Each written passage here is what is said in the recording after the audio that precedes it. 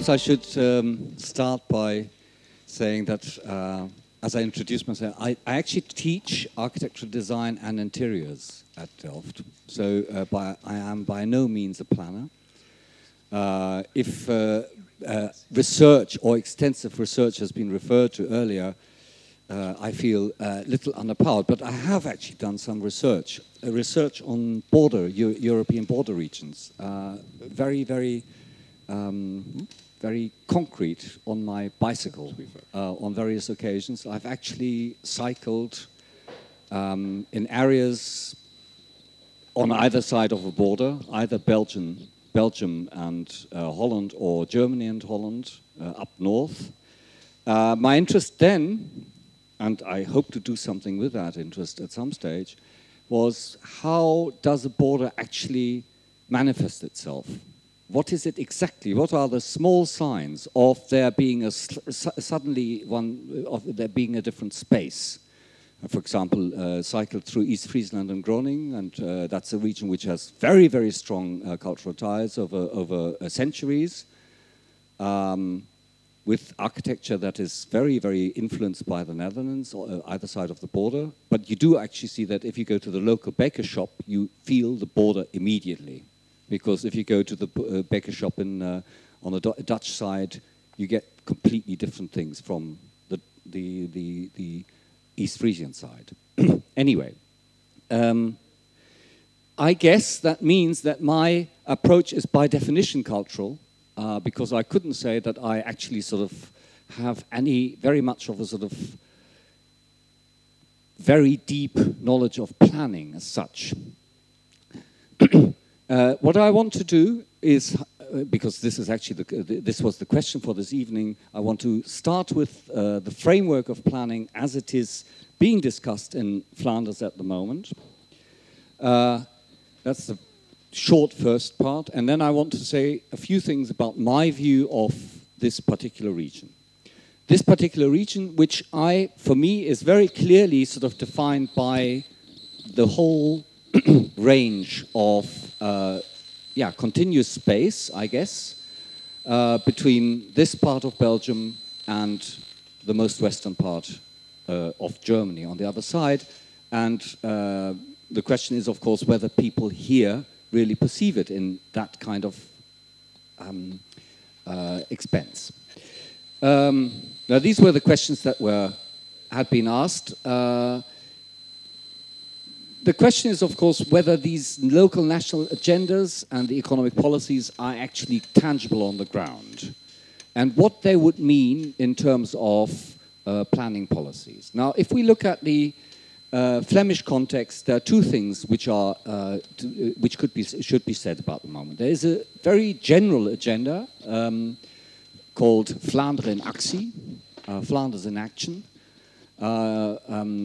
A text basically by the current Minister-President, Prime Minister of Flanders, which claims that, or makes the statement that Flanders needs to be a competitive region comparable to Baden-Württemberg and Bavaria. These are the benchmarks within the next, I think, 10 years or so. There's also a discourse which actually links this agenda to the sort of larger, as it is stated, I mean, this is a quote actually from Flanders in Action from the document.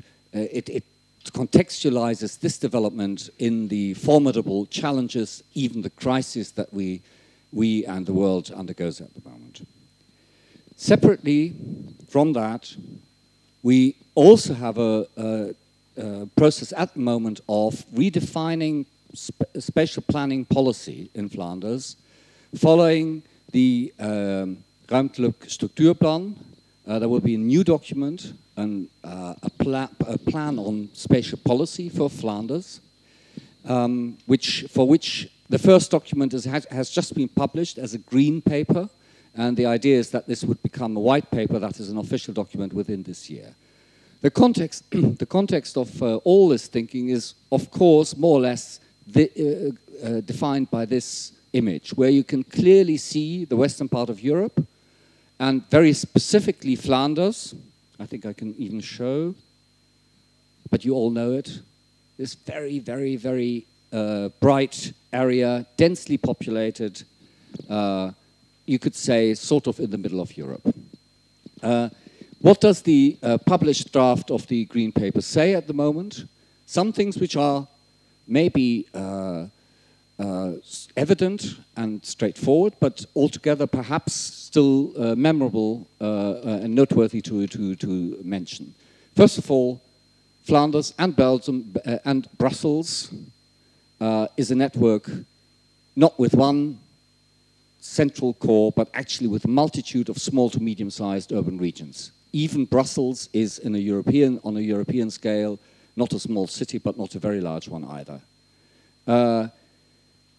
At the moment, there's a tendency towards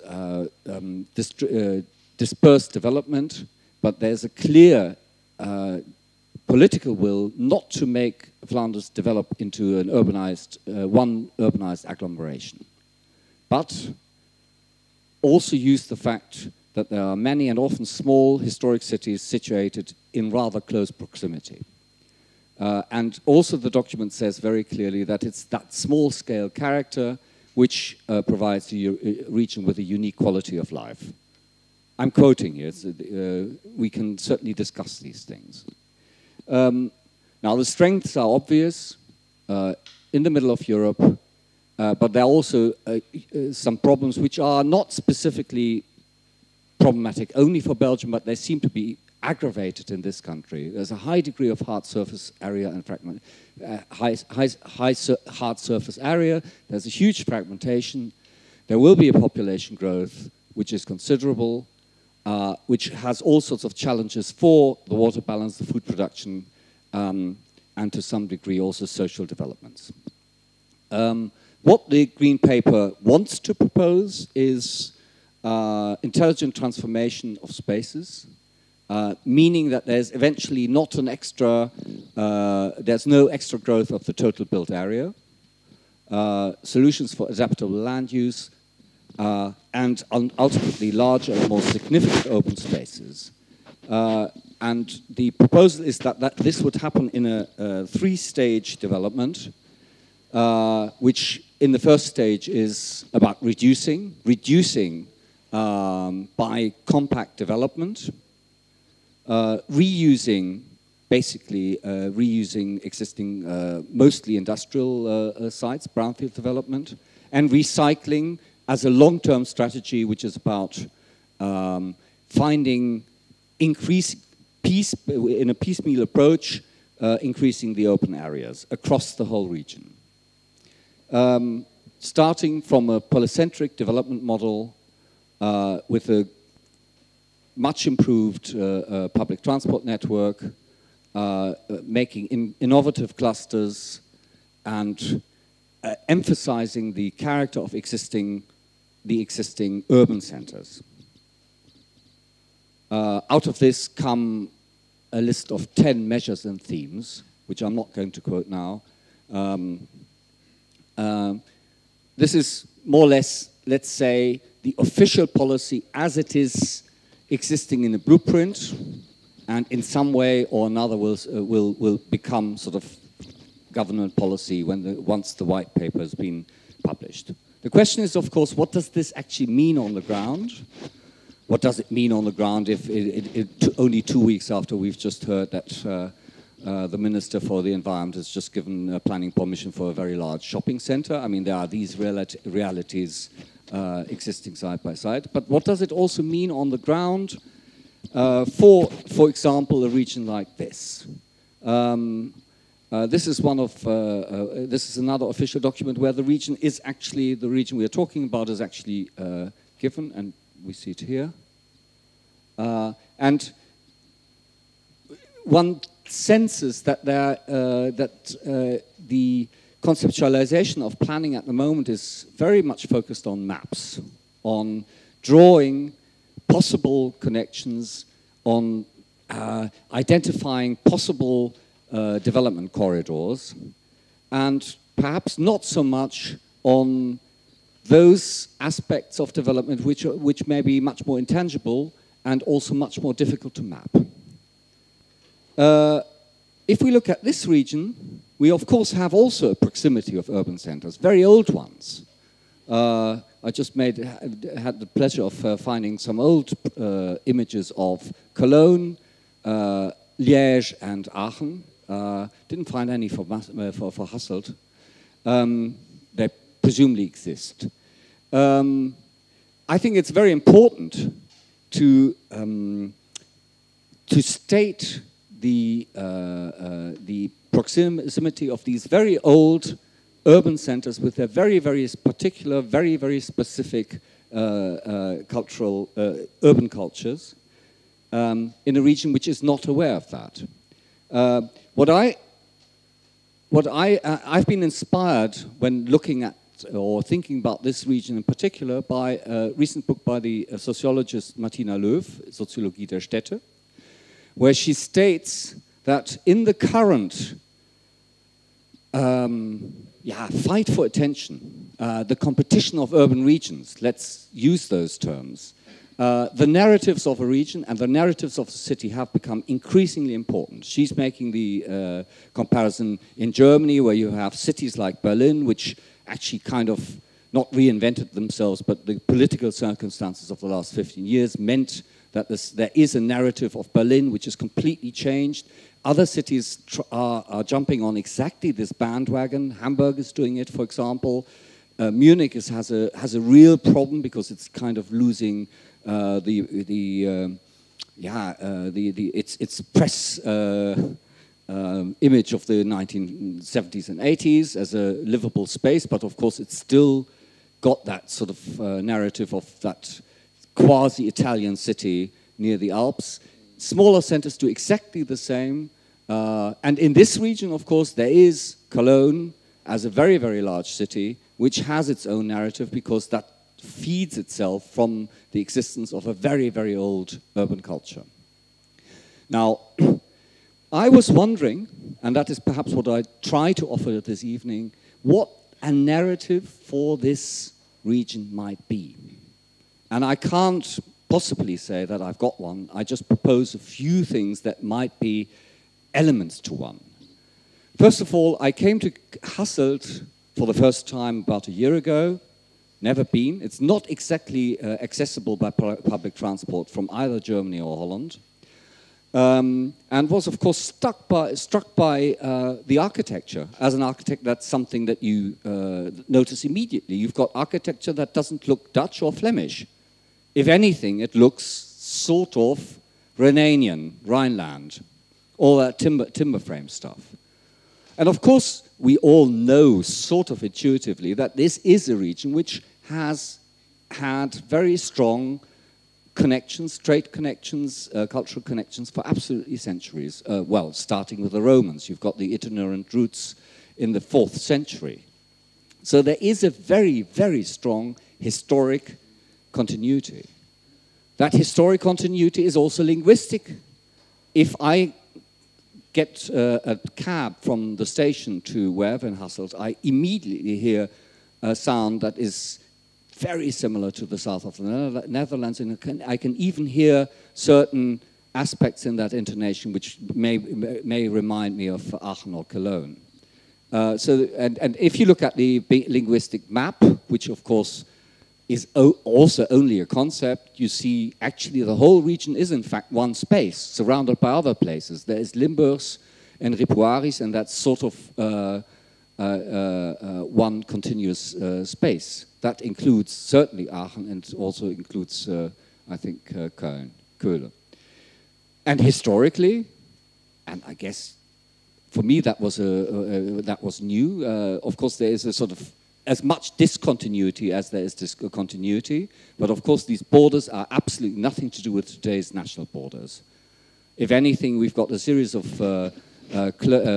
church states, archbishoprics, which of Liège and Cologne, and otherwise a patchwork of smaller territories, meaning that clearly there is not really a kind of sense of a sort of strong historical entity. In other words, this area is not even really part of Belgium, because it wasn't really part of the Low Countries. It was something else. It was the bishopric of Liège, actually, historically. Now, You may say, what's that about in today's circumstances? But it seems to me that it's not actually uninteresting to sort of have that in mind. So what could be a narrative for this area? Well, for me, it's clear that the polarity between Flanders and the Rhineland is probably the main aspect. If I hear that people find Cologne very far away, I'm always a bit baffled, because it seems to me that the actual geographic proximity is a real asset for a place like Hasselt. It's certainly perceived as one for Maastricht, but of course that's the same here. This area is right between the Rhineland and what I've called Flanders Fields. Of course, there are also the hills. And what is it in the middle? I drew it as a kind of green cloud, and that is partly an image to a state that I didn't quite know, but of course there's another reality which is actually very interesting, and that is the fact that there is a certain potential for parkland structure. It's if you think what is the real what could be the continuous spatial figure or spatial reality that kind of binds this area together, then it's actually the fact that you've got the potential of a very green area, green landscape, past with the remnants of heavy industries put away. I mean, it's quite interesting to go to Genk and realize that it's such a green place. It's got the industry, but it actually feels much more like a park already. So I guess that is what prompted me to sort of propose to think of this area, this region, as some kind of Central Europe parkland between the established larger urban centers, which as a spatial continuity would also give a kind of narrative for binding the existing urban centers together. It has, of course, you could say this figure has its precedents. One of these is the depiction of Flanders as a garden in the Ghent Altar, the Lamgots, where we find the whole of the Low Country is actually pictorialized as a garden with the symbolic historic centers dotted about. I could imagine that this could actually become kind of concept that might work if really developed. It would, of course, mean that you strengthen the relationship between existing centers of excellence, specifically the universities, which can be seen as motors of development, but also as centers of, let's say, cultural production, because this is not, you know, this is not a metropolis in the traditional sense, and which would benefit from the proximity of the media concentration in Cologne, the services industries in the same city, the fact that it's not actually very far to Frankfurt. Of course, it's not at all far to Brussels, and it's not very far to the Netherlands either. I mean, to Eindhoven and even Amsterdam. What would that mean? It would mean that you actually define this, the potential of each of these cores and look at the qualities, but also at the specific identities of the smaller centers. These are sometimes post-industrial. They may be to do with a strong university. They may also be to do with the very strong cultural identities of cities like Maastricht, of Aachen, and to some degree also of Hasselt. That's it.